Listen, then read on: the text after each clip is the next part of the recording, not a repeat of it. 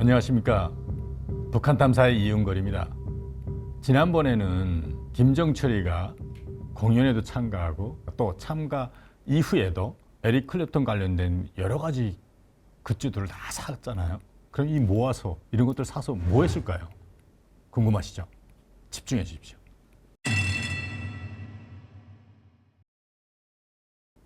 김정철이가 김정은의 친형보다도 김정일의 아들이기 때문에 그 무엇도 할 수 있고 또 그 무슨 일 하는데도 누가 막을 사람은 없죠. 단 김정남은 가족이나 기껏해야 가까운 사람 보좌관 정도 한두 명밖에 같이 다닌 적이 없어요.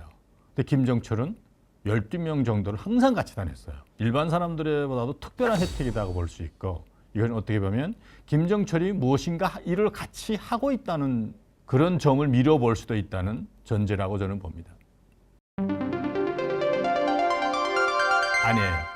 4명 정도는 혹시 여러분들은 북한식 태자당이라는 거, 소위 봉화조라는 말을 들어본지 모르겠지만 북한의 최고위급 자녀들의 모인 중요한 사조직일 가능성이 되게 높다고 봐요. 그 봉화조 핵심 성원들 4명 정도가 있고요.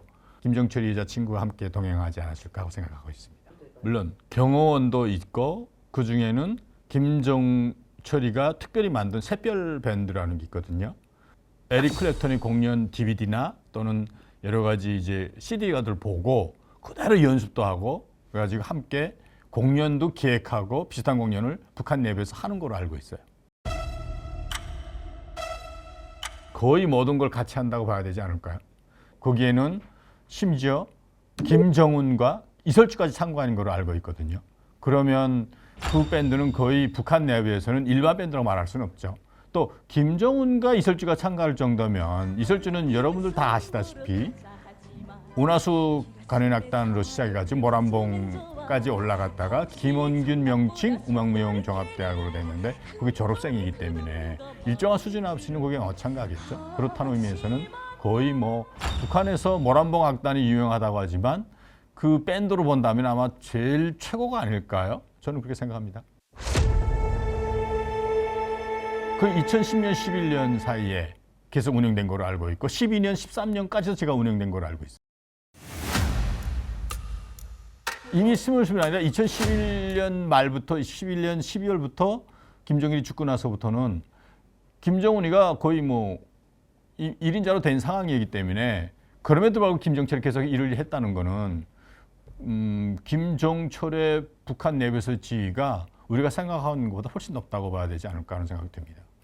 어떻게 보면 김정철은 실질적으로 우리가 언론에서 알고 있는 유약하고 여성답고 이런 사람이 아니라고 봐요. 우리가 앞에서 봐다시피 에릭 클랩턴에 전문 빠져가지고 자기 영혼까지 팔아먹는 것 같지만 실제로는 지시를 주고 그에 확답한 답을 주고 모든 걸 다 김정철이 했거든요. 제가 아는 바에 의하면. 근데 그 하나하나 하는 거 보면 얼마나 구체적이에요. 또 아주 열심히 하고 있어요. 특히 12명이 항상 같이 다니잖아요. 이런 것들은 보통의 능력이나 북한 내부에서 김정은이 그만큼 김정철에 대한 믿음도 많다는 소리고. 왜냐하면 그러니까 북한의 고위 간부들뿐만 아니라 일반 사람도 알고 있어요. 비조직적인 활동으로 마음대로 할 수 있는 권한을 누구나 줄 수 없어요. 근데 김정철이 가지고 있어요. 이건 엄청난 북한에서의 김정철의 지위가 다시 한번 봐야 된다는 어떤 전제가 되거든요.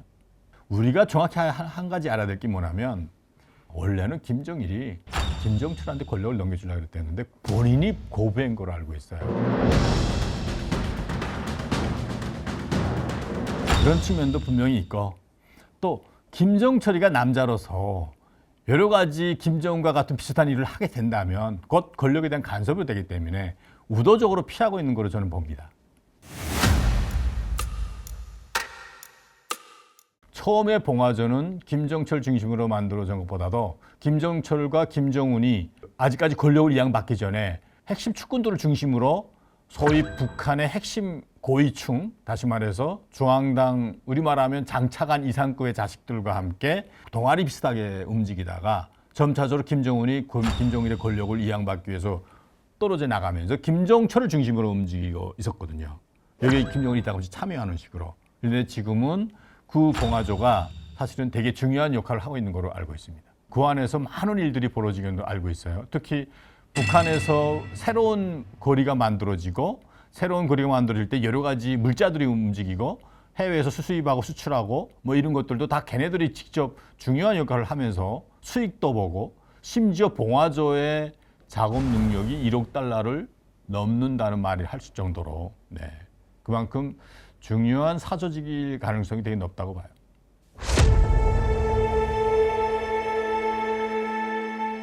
심지어 이런 거죠. 그 어떤 생각이 드는가 하면 제가 이제 그 자료에 김정은이가 이 밴드에 참가하기 위해서 이제 김정철이가 해외에서 에릭 클랩턴의 그 공연 셔츠 같은 것들도 사게 할 때 김정은이가 맞는 특별히 그 XX 라지 같은 것도 사서 보내는 거 봐서는 이게 분명히 김정은이 거라고 이제 우리 첫 번에 얘기한 적이 있기 때문에 구체적으로 알고 있는데 같이 입고 밴드에 참가해서 공연도 하고 뭐 했다는 것 자체가 좀 웃기죠. 그런 거 봐서는 일반 사람들이 상상하기 좀 어렵겠죠. 그렇죠. 게스트들도 제가 알고 있기로는 봉화조 핵심 요원들이나 그다음에 음악 예술에 좀 가까운 사람들을 같이 불러서 최고위급 차관급 자식들도 있지만 북한에서는 얘네들은 성골이라고 말할 수 있다면 진골이 누군지 아세요? 항일발치산들이 소위 최연, 최영건, 이제 고위 간부들, 옛날에 김일성 시대의 고위 간부들 자식들은 사실은 지금 거의 다 없어졌어요. 그러니까 실질적인 리더 그룹이 뭐냐면 김일성이가 러시아에 있을 때 88 야전군의 같은 부대 출신의 자식들이 핵심 측근들이에요. 그 사람들을 중심으로 얘네들도 계속 그 게스트로 초빙행대로 알고 있는데 이런 사람들이 핵심 측근으로 북한을 끌고 나갈 수 있는 어떤 리더 그룹의 어떠한 파티장이 아닐까? 그러면서 서로도 결속력이 강해지고 이런 시스템이 아닐까 하는 생각도 듭니다.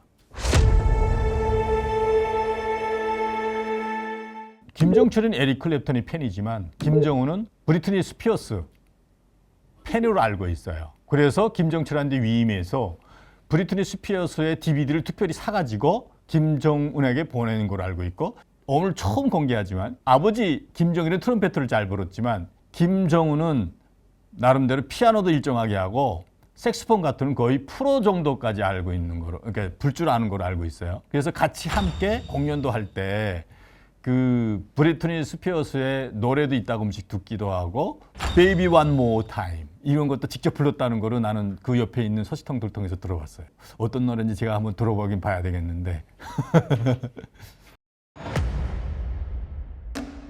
그렇죠.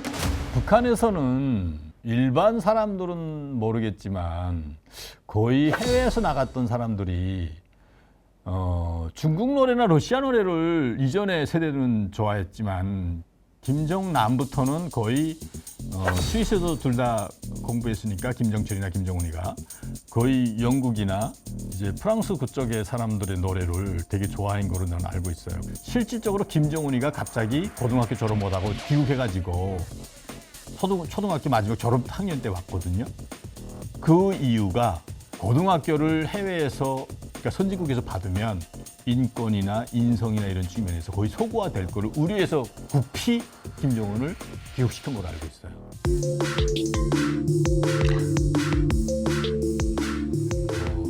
북한의 이제 김정철이나 김정은은 이름 샛별 밴드에서 한국 노래도 있다고 하면서 부르는 걸로 알고 있거든요. 심지어 이제 김정은은 2013년경에 중요한 행사를 하고 저녁에 파티를 할 때 김정은이 무슨 노래 불렀죠? 어쨌든 한국 노래를 불렀고 그 주변에 핵심 고위 간부들도 한국 노래를 불렀어요. 그런데 일반 사람들은 최근에 무엇이 나왔죠? 3대 악법이라는 게 나왔죠. 북한 주민들은 최근에 젊은 애들까지도 한국 노래나 한국말 본다는 것까지도 지금 처형하고 있거든요. 그래가지고 심지어 청년교양보장법, 평양문화보호법, 반동사상 문화배역법 뭐 이런 식으로 오빠라는 말도 못 쓰게 만들고 남녀들 간에 심지어 그 이랬어요 저랬어요 하는 한국식으로 표현하는 것까지도 지금 막고 있는데 본인들은 저렇게 하고 있어요.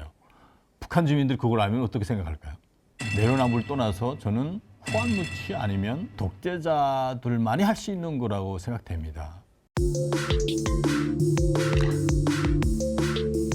사실들이 일반 주민들이 한테 알려지기는 어려울 것 같고요.